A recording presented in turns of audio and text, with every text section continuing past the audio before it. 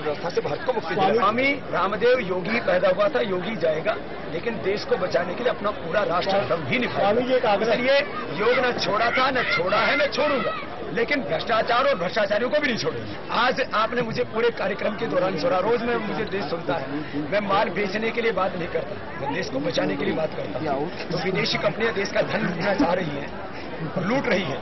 यदि स्वदेशी के द्वारा उसको एक वैकल्पिक व्यवस्था देनी है, मैं जो है संपूर्ण स्वदेशी का व्रत लेकर के चला हूं, किसी कंपनी का प्रतिनिधि होकर के नहीं। इसलिए यह जो पूरा अभियान है, ये विशुद्ध रूप से देश का पैसा विदेशी कंपनियों के हाथ में न जाए। स्वामी रामदेव कोई मुंडी को हटाओ, क्या बिना चुनाव लड़े और बिना राजनीतिक पद लिए क्या राजनीतिक हस्तक्षेप नहीं हो सकता?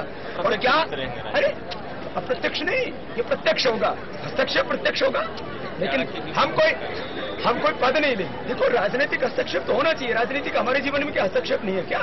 हमारे बच्चे वही पढ़ते हैं जो पॉलिटिकल लोग जो है एजुकेशन सिस्टम बना देते हैं। हम सड़क पर उधर ही चलते हैं जो गवर्नमेंट रूल बना देते हैं। हम हमारे घर से लेकर के हमें पिता की संपत्ति का अधिकार सरकारों के द्वारा बने हुए कानून के हमारी वैयक्तिक जीवन में जब राजनीतिक हस्तक्षेप है तो हमारा राजनीति में हस्तक्षेप क्यों नहीं होना चाहिए?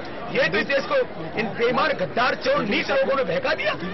कोई आदमी राजनीति के बारे में ना करे, हम करेंगे बात, ये हमारा अधिकार है, ये हमारा कर्तव्य है, हमारा दायित्व है और करना चाहिए सबको। मुझे क्यों, आपको भी करना चाहिए। सारे देश को राजनीति को सुधारने के लिए बात करनी चाहिए। इन बेईमान लोगों ने यही बात फैला करके पूरे देश को कि किसी को राजनीति के बारे में बात नहीं करनी चाहिए, किसी को नहीं करनी चाहिए, हम देश लूटते रहे। मुझे भी कहते बाबा कपाल भाग अनुलोम करा, आंखें बंद करवा करके ध्यान करवा, हम लूटते रहे, बिल्कुल मत।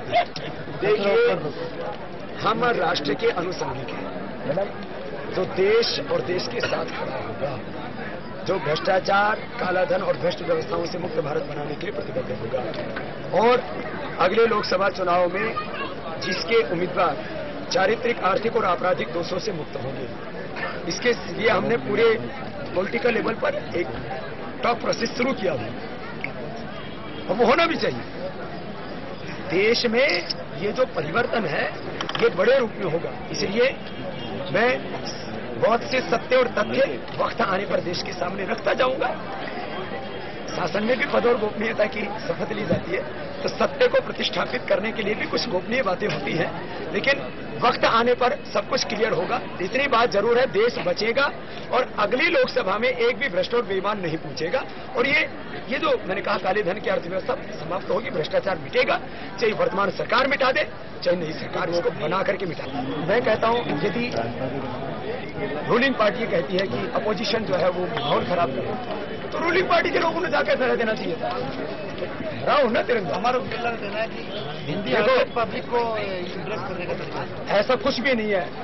जम्मू कश्मीर में रहने वाले 90 से 99% लोग देशभक्त हैं और वो हिंदुस्तान में रहना चाहते हैं। उनको पता है कि जितना मुसलमान हिंदुस्तान में सुखी है उतना पाकिस्तान सहित पूरी दुनिया की किसी भी मुल्क में सुखी नहीं है। इसलिए कुछ 1-2% गलत लोगों के सामने, अलगावादी लोगों के सामने हम घुटने टेकते ठीक नहीं तो अलग अलग टीवी हमारे पास में जुड़े हुए लोग या तो ईमानदार हैं या ईमानदार होना चाहते हैं। अच्छी बात है, जो भी काला धन रखता है उस पर छापे पड़ने चाहिए। जो हमें धन दिया गया है जो हमें धन दिया गया है वो चेक और ड्राफ्ट में दिया गया है। हमने किसी का ब्लैक मनी प्रयोग नहीं किया है।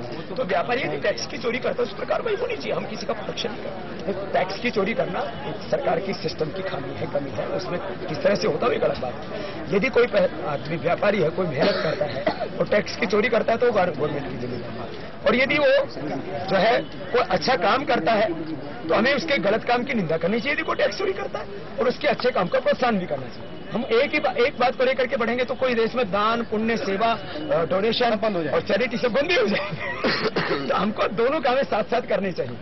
गलत काम को रोकना भी चाहिए और सही काम को समर्थन भी देना चाहिए। हमें सत्य को स्थापित करना है, कोई सहयोग करे असहयोग करे। हमने अपनी राह पकड़ी है, अपनी मूल्यों के साथ, सिद्धांतों के साथ, सत्य के साथ हम समझौता नहीं करेंगे। ना किसी से खरीदे जा सकते, ना किसी से डराए जा सकते और जो है ना किसी निंदा से विचलित हो सकते। और बस हमने एक राह पकड़ी, हम उस पर बहुत बहुत थैंक यू। पत्रकारों को संबोधित करने के पश्चात राष्ट्र नायक स्वामी रामदेव जी महाराज सैकड़ों देशभक्तों के साथ भारत माता की जय, वंदे मातरम और काला धन वापस लाओ के नारों के साथ बिलासपुर के डीएम कार्यालय तक पैदल मार्च किया।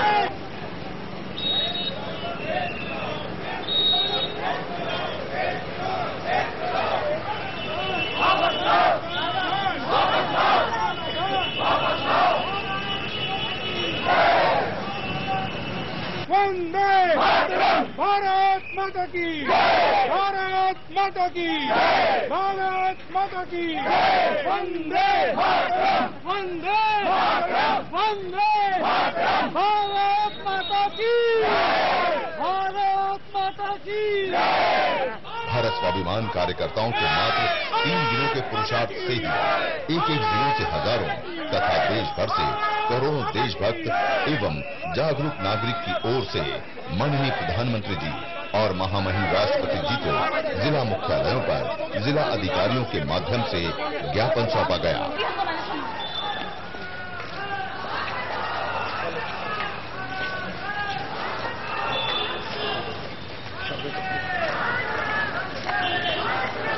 पूज्य स्वामी रामदेव जी ने भी बिलासपुर में डीएम श्री शौमोनी बोराह के माध्यम से माननीय प्रधानमंत्री जी और महामहिम राष्ट्रपति जी के नाम ज्ञापन सौंपा। पूज्य बापू की पुण्यतिथि है और जिस सत्य, ईमानदारी और अहिंसा के बल पर चलकर के देश में पूज्य बापू ने एक क्रांति खड़ी की। एक तरफ हमारे क्रांतिवीर अपना बलिदान दे रहे थे, अपनी कुर्बानी दे रहे थे और 7 लाख से ज्यादा लोगों ने अपनी शहादत दी। इधर पूज्य बाबू ने सत्य, ईमानदारी और सत्याग्रह पर आधारित एक क्रांति खड़ी की और देश आजाद हुआ। आजाद भारत होने के बाद में दुर्भाग्य से इस देश के कुछ भ्रष्ट और बेईमान लोगों ने देश के साथ धोखा गद्दारी करके कई 300 लाख करोड़ रुपए से ज्यादा बाहर देश का धन जमा कर दिया और 16 करोड़ रुपए से ज्यादा देश की आंतरिक अर्थव्यवस्था में काला धन है।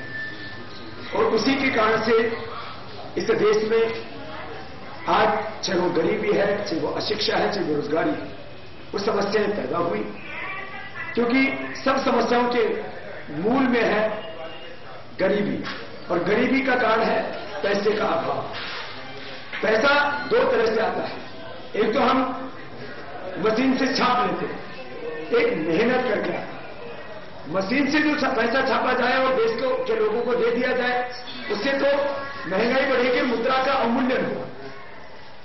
हमारे देश में हम रिजर्व बैंक है, सेंट्रल गवर्नमेंट उसको आदेशित करके लाखों करोड़ रुपए छाप सकती है, लेकिन उससे मुद्रा का अवमूल्यन होगा, महंगाई बढ़ेगी। लेकिन ये जो विदेशों में पैसा जमा है और देश की अर्थव्यवस्था में पैसा है, ये खाली मशीन से छपा हुआ पैसा नहीं है, ये मेहनत का पैसा है, ये नेचुरल रिसोर्सेज का पैसा है, ये देश की जमीनों को बेच के लिया हुआ पैसा है। ये जिसे हिंदुस्तान में पैसा आएगा उससे भारत विश्व की एक दिन में आर्थिक महाशक्ति बन जाएगी। और यदि हम 400 लाख करोड़ रुपए में इस्तेमाल 300 लाख करोड़ रुपए भी देश के लगभग 624 जिले हैं उनमें खर्च करते हैं और एक एक गांव में इस पैसे को खर्च करते हैं तो एक एक गांव को 100 करोड़ रुपए से ज्यादा विकास के लिए धन मिल जाएगी। कितनी बड़ी बात है। और आज ये काला धन जिसके लिए सुप्रीम कोर्ट भी बार बार कह रहा है और पूरे देश के लोग अब जान चुके हैं कि काला धन क्या है, ये काला धन कितना है, ये काला धन किसका है। तो इस देश को के धन को जो देश की अर्थव्यवस्था में काला धन या बाहर से काला धन वापस लाने का अधिकार केवल केंद्र सरकार के पास है। इसलिए हमने पूरे देश में से 624 जिलों में से हमारे प्रधानमंत्री जी के नाम और राष्ट्रपति जी के नाम ये ज्ञापन तैयार किया है। 624 जिलों से हमारे सभी भारत स्वाभिमान के कार्यकर्ता, स्थानीय जितने भी सामाजिक संस्थाएं हैं, संत हैं, उन सबको साथ में लेकर के इस ज्ञापन को दे रहे हैं। और यह आवाज है देश के 120 करोड़ लोगों की, उनके दिल का संकल्प, उनके दिल का दर्द, उनकी वेदना है। बस हम तो उसको मात्र उस पीड़ा को स्वर दे रहे हैं और वेदना को जो है जहां से देवना दूर हो सके वहां तक पहुंच आ रहे हैं। तो ये पहले चरण की हमारी यात्रा। दूसरे चरण में हम तहसील से इस काम को कर रहे हैं। 27 फरवरी को चंद्रशेखर आजाद के बलिदान दिवस और महर्षि दयानंद के जन्म दिवस के दिन और 5000 से ज्यादा तहसीलों में ये कार्यक्रम रखा और 6,38,365 गांवों में कार्यक्रम होगा 23 मार्च को शहीद आजम भगत सिंह के बलिदान दिवस पर कि हम अब किसी भी कीमत पर इस देश का पैसा देश में लाना है और भारत को बचाना है। आज इसी संकल्प के तहत जो पूरे देश में कार्यक्रम चल रहा है, हमारे बहुत ही आदरणीय जिलाधीश महोदय डीएम साहब श्री सौमणि बोरा जी यहाँ पर हैं। उनको हम ये ज्ञापन देशवासियों के लिए देश के लिए और इस ज्ञापन में 50,000 से ज्यादा लोगों ने हस्ताक्षर किए हैं। अभी ये मात्र 3 दिनों में ये हस्ताक्षर अभियान हमने चलाया था। आगे वाली प्रक्रिया में हर एक जिले से लाखों हस्ताक्षर जाएंगे। तो आज भी पूरे देश भर से करोड़ों हस्ताक्षर से युक्त ये ज्ञापन प्रधानमंत्री के नाम जा रहा है। और 3 दिनों में मुझे बहुत प्रसन्नता है कि बिलासपुर में ये करीब 52,000 लोगों ने अपने हस्ताक्षर करके ये 3 कॉपी बनी है और इस बहुत वजनी है। तो हमारे डीएम साहब भी बहुत मजबूत है।